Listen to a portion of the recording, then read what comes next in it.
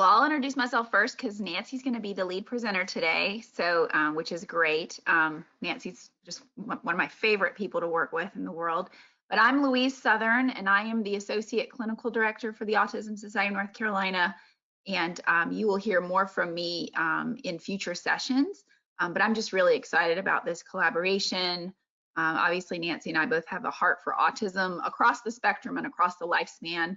And certainly one topic we love to address is supporting parents and caregivers of very young children who've been diagnosed with autism. So we're happy to be here with y'all today.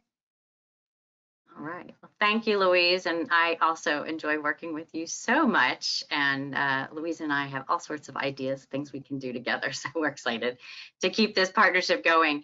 But today I get to lead us off. I'm Nancy Popkin, and I am an autism resource specialist with the Autism Society of North Carolina.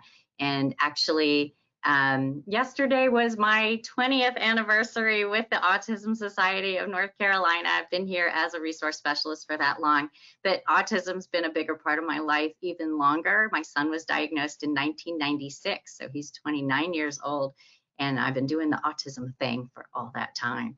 So today we'll talk, you'll get to hear about him a little bit today as we go. I'm gonna pull up the slides, and hopefully the screen sharing is gonna work as I make that transition and get us started. So let's talk about starting where they are. We have a few objectives that we're going to try to cover today. I'm going to go over some core characteristics of autism. I really find that when the diagnosis of autism is new, understanding it really in detail not only, helps us understand what diagnosis our children have gotten, but also understand them, why they do what they do. And it helps with interventions. And that's sort of the point of this whole series, is to help you get some strategies under your belt to get things moving in a direction that's real positive. So we've got to start with that understanding of autism. And we are going to consider those core characteristics and how they specifically apply to your child. And finally, identify what their strengths are and their motivations and their interests, because this becomes crucial as we move forward. So where do we start? You might be wondering, where do we start? Some of you, this diagnosis may be brand new. Some of you may have had it for a while and still feel like you don't know where you're going. And so hopefully this is going to give you some orientation today. We start, of course, where our kids are. And so, getting that diagnosis can certainly bring a whole range of emotions. It can be overwhelming, all sorts of things. And really, we have to take stock of who our kids are and what they can do to figure out how to move forward. So that's what we're going to talk about today. We start by understanding your child through the autism lens. So there may be things that you understand about your kid, but it may be that we want to think of it in the context of autism. And that's where understanding what autism is really is important. So autism is all about processing information. It's a neurobiological disorder that impacts how the brain processes information. So we see these differences in communication, in socialization, in sensory experiences, and in thinking. And what I want you to think about, I have a picture of the brain here because I want you to always be thinking about your kid's brain and how they are processing everything about their world. So the input that goes into our brains comes through our senses, and it comes through our thoughts. And our brain handles that information in some way. And what it tells your body to do with that information, it does it, and that's called behavior. So behavior is not a good thing or a bad thing. It just is what we do with the input that we're getting. It is the output of our brains. So a simple example is to imagine that super bright lights were coming out of your screen all of a sudden while you're watching me. Your brain would process that information through your vision. It would go, into your brain, and your brain would say, whoa, that's really bright, I can't stand it. And it would send information to your eyes to close. And that would happen in a split second. Same is true if you touch something that's crazy hot. You touch it, it travels up your arm into your brain, and your brain says, whoa, that's hot, move your hand. And that travels down your arm and out, and you move your hand. And that happens in a split second. But what if that information went into your brain and it didn't go anywhere, and your brain didn't have like a what to do with that information? Then you wouldn't respond. What if it went into your brain and it went to the wrong place in your brain? And so you do something that isn't helpful. An example might be, I know with my son, if you touch him lightly, he finds that really offensive, and he's likely to really react as if you hurt him. So it's like that information goes to the wrong part of the brain. Sometimes that information, what if it goes into the brain and it just takes a really long time to get where it's going? And so we don't get a behavior, an output right away. The output may be delayed. And so these are all things that we see with autism. It's why when we diagnose autism, we look at behaviors. We're looking at what's appropriate or inappropriate, what's expected or unexpected in behavior. And that's how we determine that someone has autism, because the behaviors are a reflection of what's going on in the brain. And this is why we always have to be thinking about it all the time. We will talk about processing information frequently. So autism is pretty common these days. Back when my son was diagnosed, it was like 1 in 500 kids was diagnosed with autism, but now it's 1 in every 36 born today may be diagnosed with autism spectrum disorder. Those statistics just came out. 5 times as many boys as girls are impacted, though we do expect that as we're learning more about how girls are impacted by autism, that might come down a little bit, be more like 4 to 1, but that statistics don't exist yet. We don't know what causes autism, but there are some risk factors that have been identified, and there certainly is not a cure. There is not a one thing you're going to do that's going to make the autism go away. We often find there are multiple things that we do.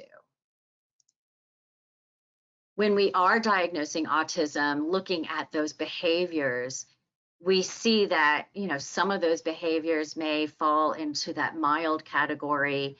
Some may be more severe or significant. And we sort of chronicle how much support all of them compiled together may require. So somebody diagnosed with autism at level 1 may require some support.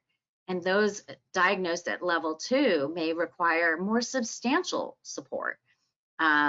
And level 3 might require very substantial support. You know, I think about our level 1 folks as kids who can do some pretty good problem solving from time to time and figure out what needs to get done sometimes.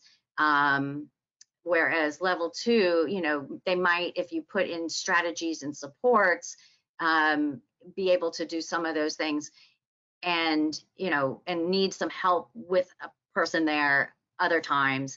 Whereas when we're level 3, they probably need some really heavy duty one-on-one support to navigate certain situations or all situations, depending on where we are. So, you know, a wide variety, and it can look different at different ages. With our little ones, you know, even they all need a great deal of support because they're toddlers and young children, and so sometimes it's harder to tease out these levels as well. But the diagnostician that diagnosed your child probably did make a declaration of level 1, 2, or 3, and that gives you an idea of where they are right now. So we're going to talk about core characteristics of autism kind of briefly, because we could do this all day, and I have other things I want to talk to you about. But, you know, when I think about core characteristics, the first area I think about is communication. So when we think about communication and autism, we're thinking about how we let someone know what we want or what we need, and how we respond to the wants and needs of others, and but more so about ourselves. And for some of our kids with autism, they're not using words, they're not talking, and so, you know, getting your wants and needs across um, will often require other means. For some of our kids, they just wait and hope that somebody anticipates what they need. Um, Others may use behaviors like tantruming or crying, throwing things to communicate what they want. They're not necessarily used to reaching out to a person. There are individuals with autism, especially kids, who may take the hand of an adult and lead them to where they want to go or what they want to do, what they want to get, with the expectation that you'll take care of it. So that's a kind of communication. There are kids who have language and words, and maybe they say the words of the things they want. And so we move through the continuum now as we talk about those that can speak. And there are some kids that, may have quite a bit of vocabulary and the ability to speak, but when it comes to communicating their wants and needs, that language fails them. And so we see that often as well. That was actually our situation when my son was diagnosed. He had a lot of vocabulary, but when it came to asking for help, asking for something he wanted, he resorted to, crying and throwing things. So that was, not as functional. Those would be unexpected or inappropriate behaviors that were flags for us. So that's sort of, when we think about communication, we're thinking about those wants and needs and getting that point across. I mean, wants and needs can apply to many, many, many situations, as you'll see as the series goes through. This is one of those wants and needs, is social interactions. For many of us who are neurotypical, we really enjoy interacting with others. We find value in our relationships with other people for all sorts of reasons. But when we think about autism, what we see behaviorally as it relates to social interactions is also very different. There are certainly individuals with autism who are not keen on interacting with anybody. They keep to themselves, they play by themselves. They're not necessarily driven to be around other people. There are some people with autism, though, and certainly amongst our children, who they enjoy being around other kids or other adults, but they're not interacting with them. They're just sort of on the fringes, hanging out, but still around, and that, in their mind, that may feel social. And then there are still others who may want to interact socially, but go about it in ways that are not necessarily as functional. And so those may be, kids that, run up and give another toddler a big, big hug that is unwelcome, or come up to them and may not understand the social rules, so they just take the toy that that other child is playing with. So we may see a number of things that are, again, unexpected or inappropriate in that social realm. And it's important to know, communication and social interactions, these things don't happen in a vacuum. Certainly they're very tied together, and all four of the core characteristic areas that I'm going to talk about do not exist, by themselves. So, we certainly need all sorts of forms of communication skills to be able to interact socially. Pointing to things, something called joint attention, for instance, where we share experiences, asking questions, for those that are verbal, to learn more about somebody else, sharing information about ourselves. Those are all both communication skills, but social skills as well. And then I think about how people with autism think and learn. And this area is interesting because most of our kids with autism are very concrete thinkers. We know that they handle visual information better than auditory information or things they hear. So seeing is certainly more helpful than hearing for a lot of our kids. And, you know, this is not a surprising thing in a way. You know, we have a lot of visual information in our worlds, you know, just as a neurotypical person. Think of things like stop signs and traffic lights and exit signs and directions and doors that say enter here and all sorts of things. So visual information is always important, but for people with autism, it's actually critical. So in addition to being very concrete thinkers, people with autism tend to be quite literal, taking things for face value, so to speak. And that is an example of an expression, because I think some people with autism might say face value. Does it have a face? When my son was 3 years old and just diagnosed with autism, you know, we didn't know how to react to his meltdowns, and we would often say, you need to calm down. And he would look at us, and actually he wouldn't look at us. He would take a breath and then say, how far down, in a loud voice. And he would lay on the floor and tantrum down there. So, you know, saying calm down was not useful language for him. We had to find other ways to help him regroup. And so, you know, how we processed even the spoken words, that's what we would call receptive language, is going to be different with people with autism as very literal thinkers. We also know that a lot of times folks with autism tend to focus on details and miss the big picture.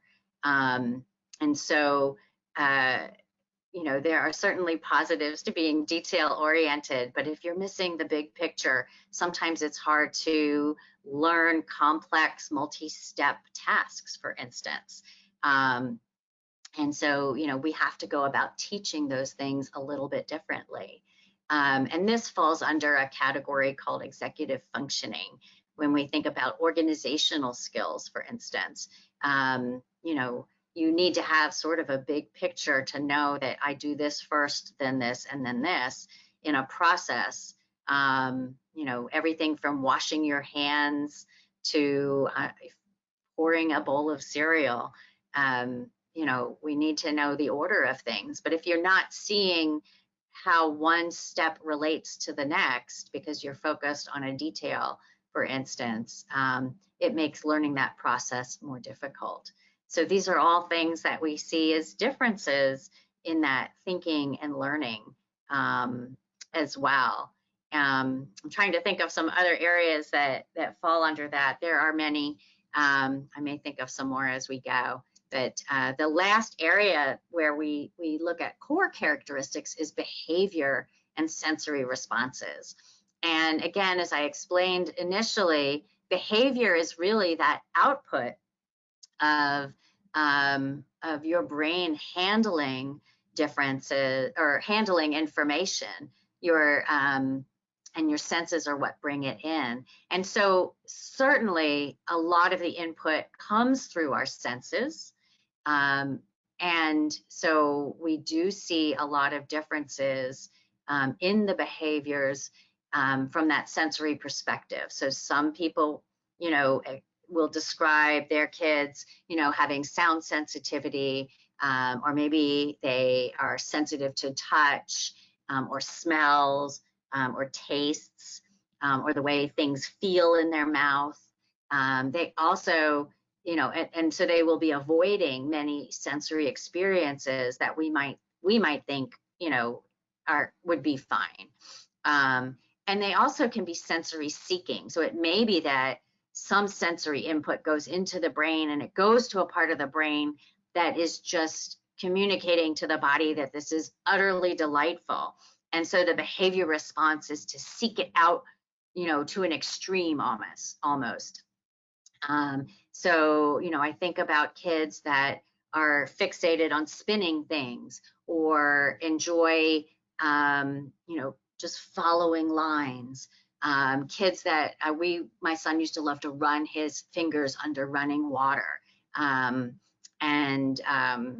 These were sensory seeking behaviors that we noticed that were a reflection of how these things went to sort of a place of joy in his brain, so to speak.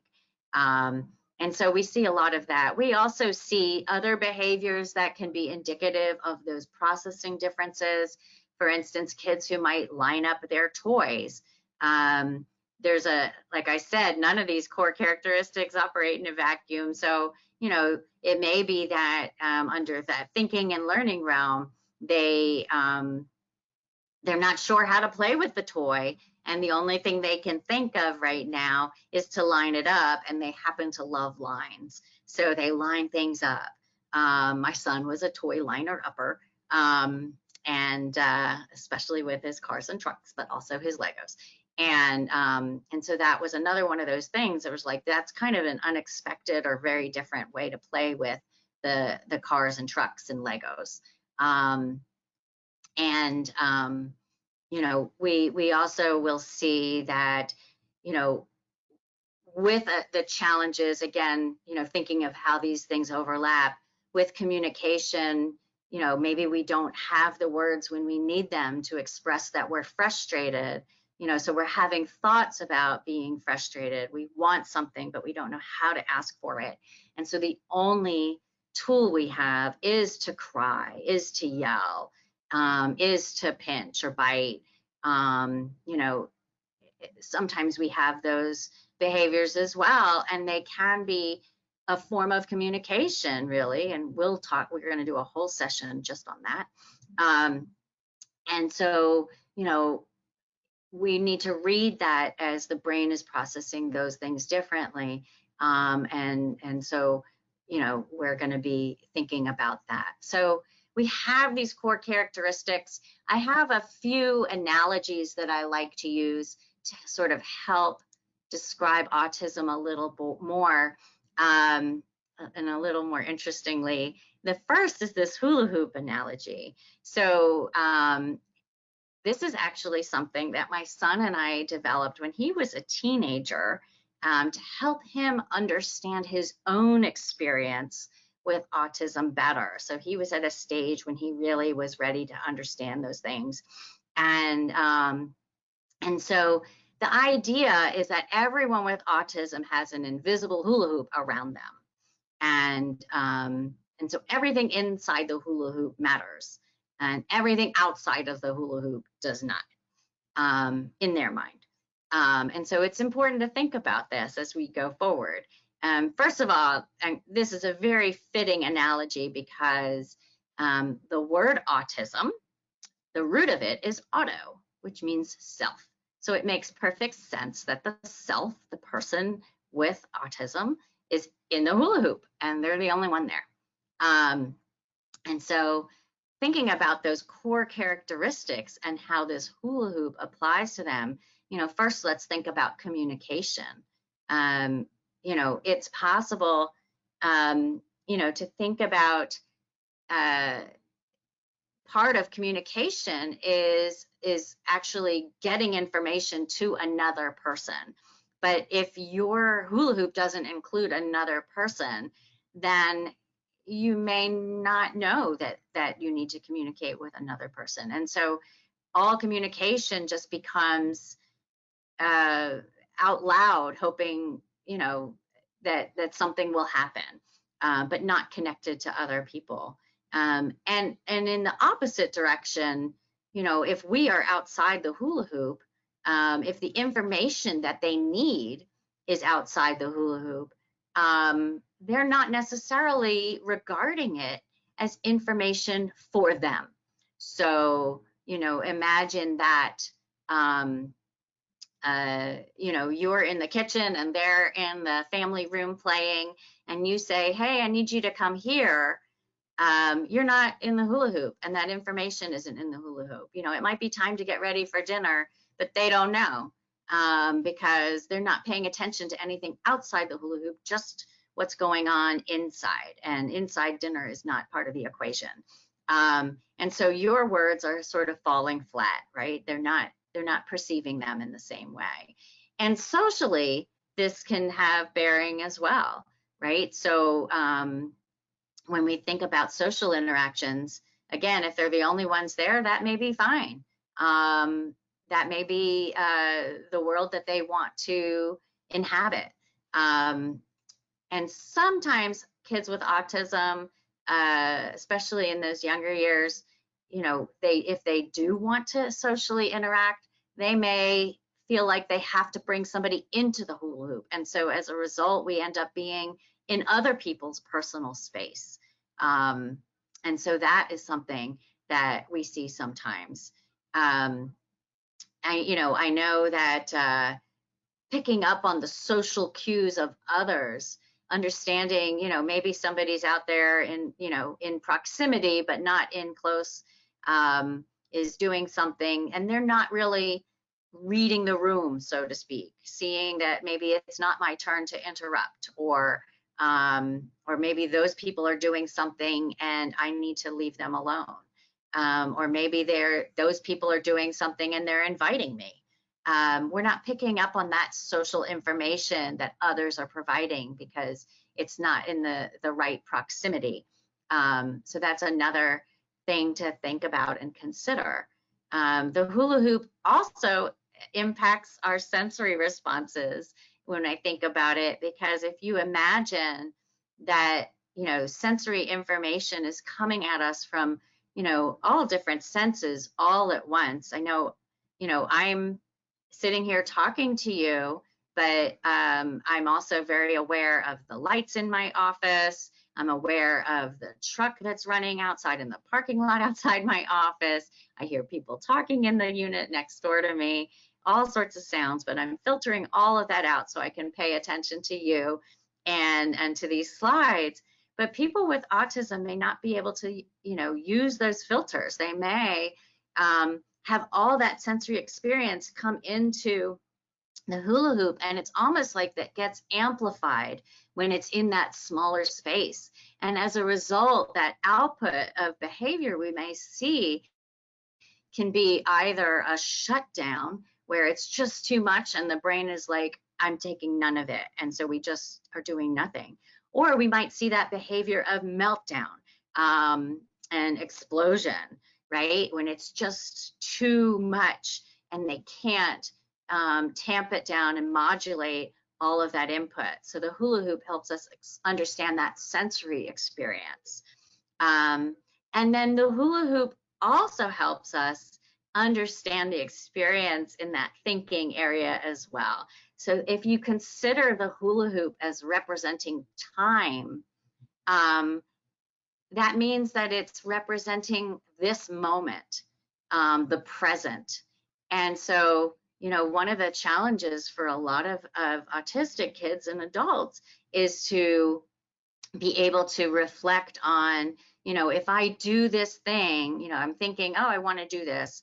And they're not necessarily considering, what will happen next? What will be the consequences of my actions? And as a result, we see some like a higher level of impulsivity with our kids, because they're not thinking about consequences and cause and effect. They're just thinking about, my ball went into the street, I'm going to go run and get it. I want that, so I'm going to go and get it. I remember my son thinking, I wonder if mom is right about the edge of the can being sharp. And so, he didn't think about like what could happen if he tested it. He just did it, and he learned that the edge of the can is sharp. but also thinking about what happened in the past and having it inform our actions is also, hampered by this hula hoop effect, essentially. This is what happened last time I did this. I shouldn't do it again. So if you've ever found yourself, wondering, I've told him like 6, 7, 8 times not to do that, but he did it anyway.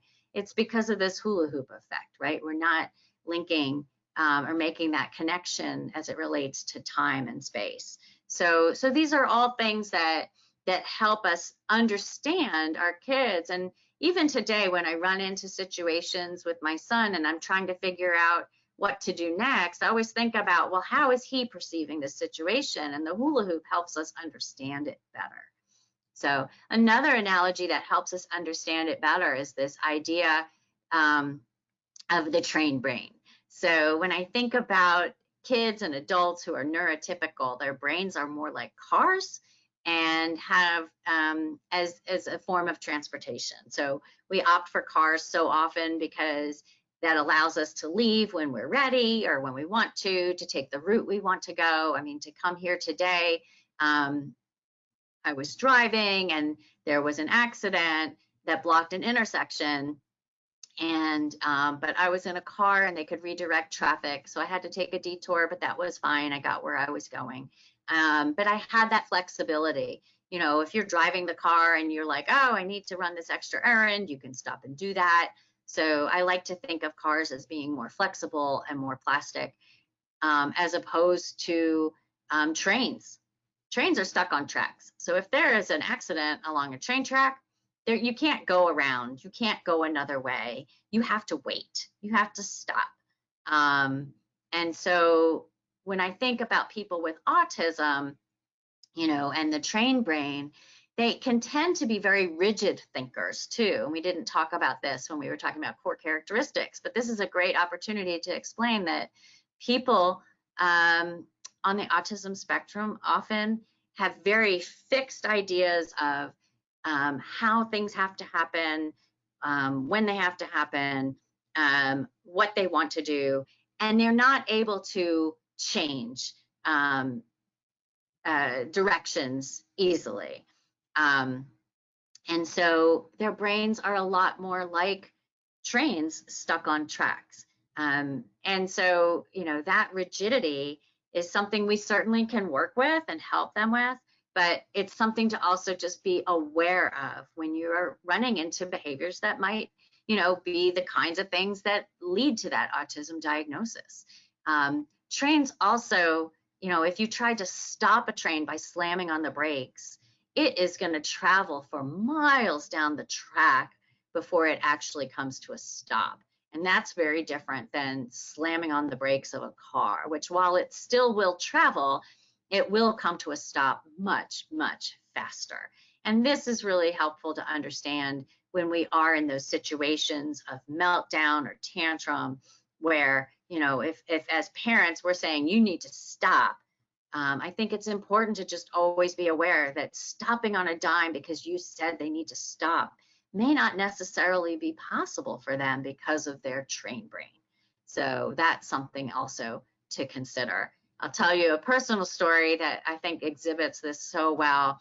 When my son was about 8 years old, he actually earned a reward that we had worked toward. It had to do with tasting foods over the course of the spring. We knew we were going to Washington, D.C. and to visit my sister, and she lives not too far from the Air and Space Museum, and he was fascinated with airplanes at the time. He knew all the planes and spaceships and everything that were in the Smithsonian exhibit or museum collection. And we told him that we would go there if he achieved his goal. And that was very motivating to him. And so we went. And when we went there, he was so overwhelmed by everything, but it was his day.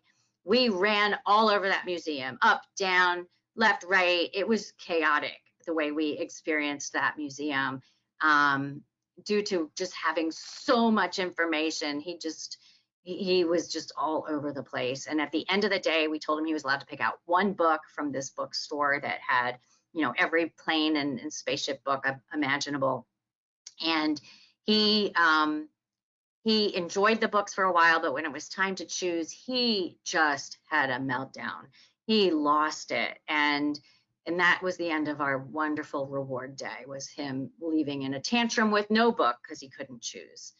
And then the next day we were on our way somewhere else, something that we thought our daughter would enjoy, although she was happy to run all over the museum with him. And he said, I think I could pick out a book now. And so we went back to the museum because it was free to go. And he said, can we look at the exhibits now? And we did. We went methodically, systematically through that entire museum, one room at a time, sequentially, looking at everything. We walked into the bookstore at the end of our visit. He picked out 2 books, which he enjoys still to this day. And the day was so smooth. And that was his trained brain processing the information. It took him 24 hours to be able to really assimilate the information of the museum, essentially, and all the things that were there, to be able to engage with it in a truly meaningful way. So we have lots of stories like that, but that was, I think, for me, one of those really epiphany times, and we were glad that we could lean into it as we did. So a final analogy to think about is this idea of the social gas tank. Socially, I think about all of us having a social gas tank. So our gas tanks are filled with social fuel, and this is fuel we can use to fuel our social interactions. And our gas tanks can all vary in size. They can vary in how fast or how efficiently we use our fuel, and they can vary on how we refuel our gas tanks. So for some of our folks, especially our kids with autism, some of them have little teeny tiny social gas tanks. And so, they just have a little bit of fuel, and when they are socially engaging with other kids or other adults, that fuel gets used up, and they need a lot of time doing something by themselves, maybe, to refuel their tank. Some kids, their gas tank may be a little bigger, and so they may really enjoy being around other kids. How they use their fuel may vary. Whether they're interacting, in what we might think as an appropriate fashion, or maybe just being in proximity with other kids. But in either way, once that fuel is used up, they need time to refuel. And so I think respecting everybody's sort of social needs differences outside of the actual social skills is really important. It's almost like this social bandwidth that a lot of our kids have, and we force them into social situations in a way just by the structure of the preschool and school experience. They're with other children, and that can be really difficult. And we need to acknowledge that they may not have as much social fuel to handle that 6 or 7 hour day amongst peers. And so, it may be that we have to, give them refueling time during the day. That was something we did for our son all through his school experience. And then know that when they come home from school or preschool, they might be done interacting with people. They may really need to be solitary to refuel. And so, just something to think about. I know when my son was really young, again, his sister was out in the neighborhood playing with the neighborhood kids, and he was home looking at books like he liked to do. He had multiple books open at once. He was memorizing them. And I was feeling sad that he was alone when all these other kids were running around, including his sister. And so I looked at him And I said, would you like me to like help you go play with the kids so that you can interact with them and be with them? And he thought about it for a minute, and then he sort of looked up and he was like, Mom, I'm a solitary kind of guy. And it was at that moment, and I'd say that was around 8 years old as well. And it was at that moment that I understood the difference between social skills and social needs, right? We could still work on the skills, but his needs were different. And so, it really changed what I wanted for him socially. And so that was a big difference, I think, for me at that time in my thinking. I guess this final thought too, some people with autism are like optical illusions. What we see, on the outside may seem pretty neurotypical, but what's going on the inside in the brain could be entirely different experience for them than it is for you. And so this is something else that we, need to just keep in mind. They're experiencing the world so differently than we are. And so, it's as they start gaining skills and doing things that we might consider to be more appropriate or expected, it doesn't mean that the path for them to get there is the same as a neurotypical person's. So, we see this often with our own son as well. When he was really young, his pronouns were all mixed up, and that's because of his literal understanding of language. Pronouns are very abstract. It took a long time to teach him how to use the word I to refer to himself, because everybody else uses I to refer to themselves. And he spent a period of time using a code word to refer to himself. So instead of saying I and instead of saying you, he had his code word. It was a character from a book. And eventually he switched over to I. But every once in a while he would get stuck. He would try to say a sentence and he would need to start with I, but he couldn't get it out, so he would use his code word. And so that's how I understood that every time he even said the word I, that what he was going through internally was so different than what I go through to say the word I. And that's just a small example of many, many, many differences that he's had to assimilate over the years.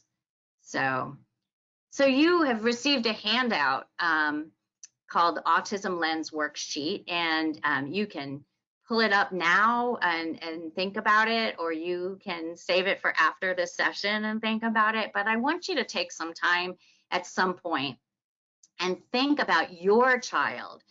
And what does it look like in each of the 4 core characteristic areas for them? What are they showing you as communication skills? What are they showing you as socialization skills? What are they processing from a sensory perspective, and how are they thinking? Just based on the kinds of things we talked about today, I think it's important to take stock, not only of the things that they can't do. So, thinking about communication, think about, maybe my kid can't talk, but they can point. Maybe they don't point to communicate, but they can isolate a single index finger. Maybe they can touch an object or make choices, if I show them pictures. So these are all different things related to communication. What can they do? You want to think about that, and, of course, if there are barriers that you want to note, you can put those on the outsides of the boxes as well, just to think about, who is your kid? What is it about autism that describes them? Because this is where we start. So we want to also think about their world. In addition to those core characteristics, let's think about entering their world. So the first thing to think about are, what are their interests? Because, you know, it's so easy to get hung up on all the things your kids cannot do, but we've got to start thinking about what they can do. So we've done that in terms of core characteristics, but we also want to understand just who they are. So interests is a great place to start. And, you know, interests can be all sorts of things. They can be functional or less functional. I have a ceiling fans picture here because that was an interest for my son early on, as were rotisserie ovens. Maybe you can see a trend here. Also was a front-loading washing machine. You know, that, you know, knowing what their interests are. Other interests we had over the years, early on, his very first that we detected was the color yellow. So that was the interest. Anything yellow was wonderful. His first words actually were all yellow objects. So as opposed to your typical mama and dada and stuff. But so I want you to think about what your child's interests are. I want you to think about what they enjoy doing. You know, do they enjoy looking at books with you? Do they enjoy being on the swing? Do they enjoy jumping? Do they enjoy running? What are the things that are activities that bring them joy, that cause them to laugh, that they seek out, or in some form or another ask you to do? Do they like to be tickled? It's on that picture there. You know, these are all things that we want to know. And we want to know them because we want to know what motivates them, right? You know, they might be motivated by the things they're interested in or the activities they like to do. They might also be motivated, you know, by certain objects, whether it's, you know, things like toothbrushes or a certain show.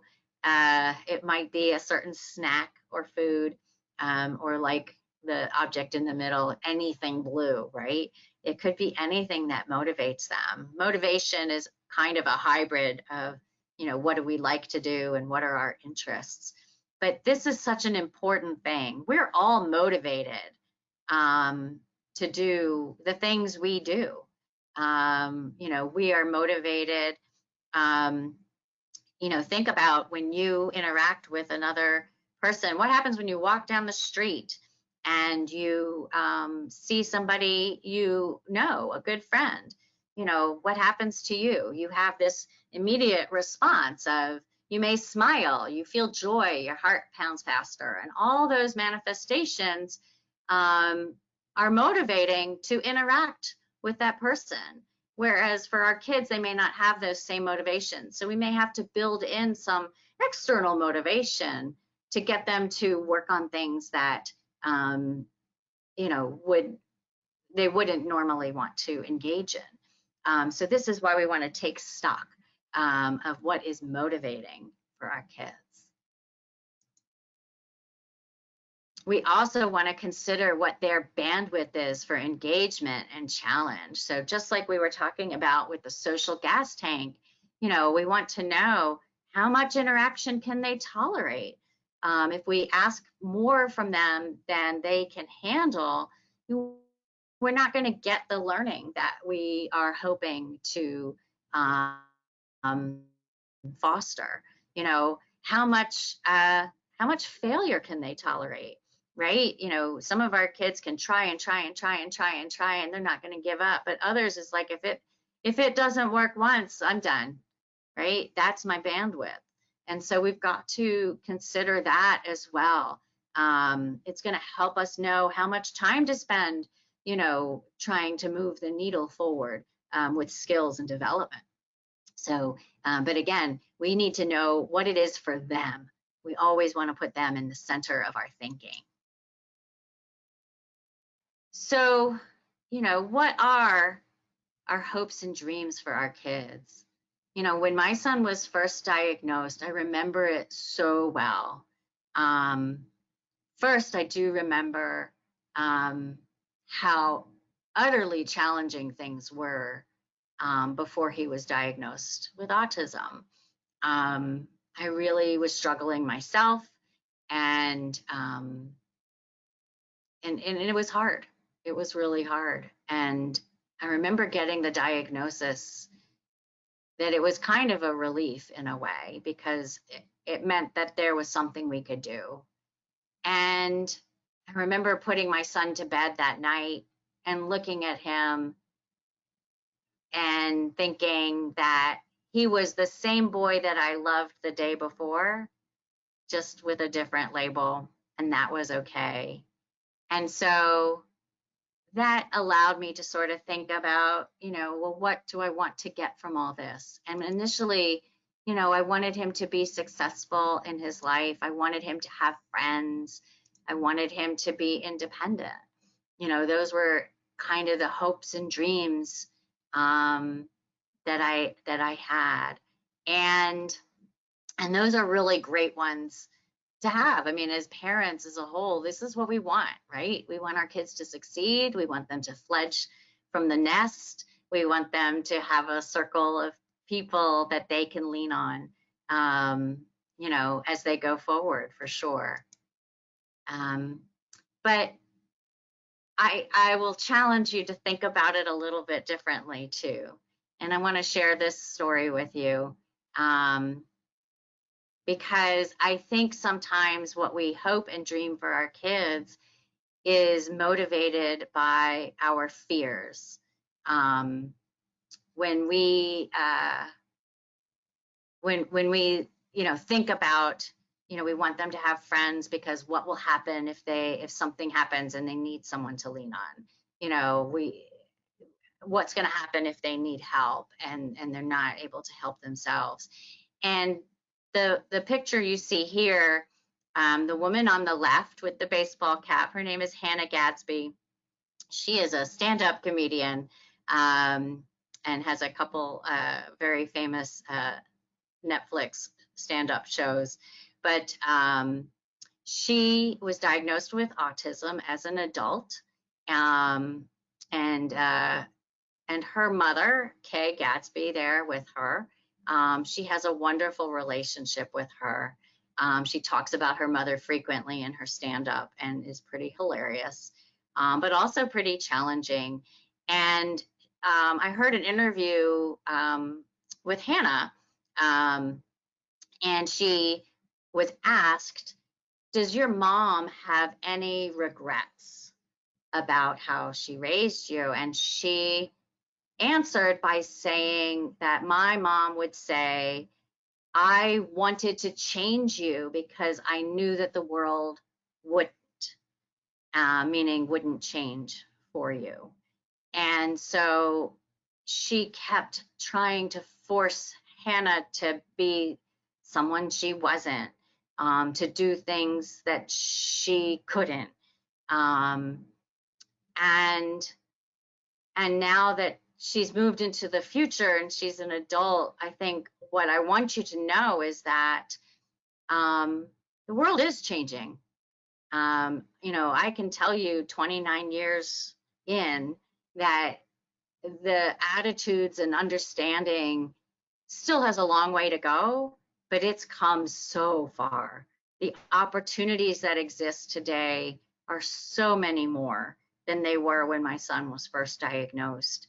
And if we are constantly focused on just changing our kids to be something else, then we may lose sight of who they are inside. And so I would encourage you to also find a way to get past that fear, to accept them as they are in their hula hoops with their size gas tank, and maybe their train brain, and think about this kind of hope and dream, right? We want them to be happy, whatever happy looks like. we want them to be engaged, involved, whether it's, working to the fullest extent possible, maybe living with other people and having roommates, maybe on their own, but whatever it is, participating in their care to the fullest extent possible. Some of our kids may need help from other people, but that doesn't mean that there aren't things that they can do for themselves. They don't, we definitely want to always be, working on skills and teaching them new things, not just now when they're little, when we know early intervention is important, but, throughout their lifetime. And so that's something that, I think I was able to make that shift. When my son told me that he was a solitary kind of guy, it helped me understand that, what having friends for him, what will be socially fulfilling for him, is going to be different than what is socially fulfilling for me. So really, I just want him to be happy in his own way, making choices and things like that. I'll tell you right now, here we are, he is about to turn 30, and he wants to live in his own place. And so we visited apartments, and he is overwhelmed and has no idea, how do I choose where to live? But I wanted him to be involved with that decision. So we, made charts and things so that he can see it more concretely and make decisions based on, really concrete information. And, as a result, he was able to make a decision that I'll support. So it can look different. And I know you are, this is a far afield kind of decision to make, but this is what all the things we're going to start with now shapes into going forward. So we're going to, take this next few weeks to teach you ways to build a bridge from where your child is now to a life that involves greater autonomy, greater participation, and hopefully happiness. And we do that by focusing on their strengths amongst those core characteristics, their motivations, and their interests. That's how we get started, and that's how we move forward. So where do we start? We're going to start where they are. Think about your child right now. What do they love doing? How do they tell you what they want or what they need? What is their idea of playing? Right? These are the things that we want to think about. And then we can start using that to tackle the things that got you to seek out a diagnosis in the first place. And we've got 4 more sessions ahead of us. And we do have some time for some questions. I saw a couple things in the chat. I haven't seen the questions yet, but I know they're there. But we're going to talk about building engagement and social connection and self-advocacy through play and reinforcement next. And Louise will lead us in that conversation. We're going to focus on daily routines and those sort of activities of daily living the following week. And then we will talk about heading off problem behaviors on the 25th. And as we go through this series, we will sort of compile things that are big questions, and you will help us pull together what the wrap-up session looks like, so that we are making sure you feel competent in starting where your child is.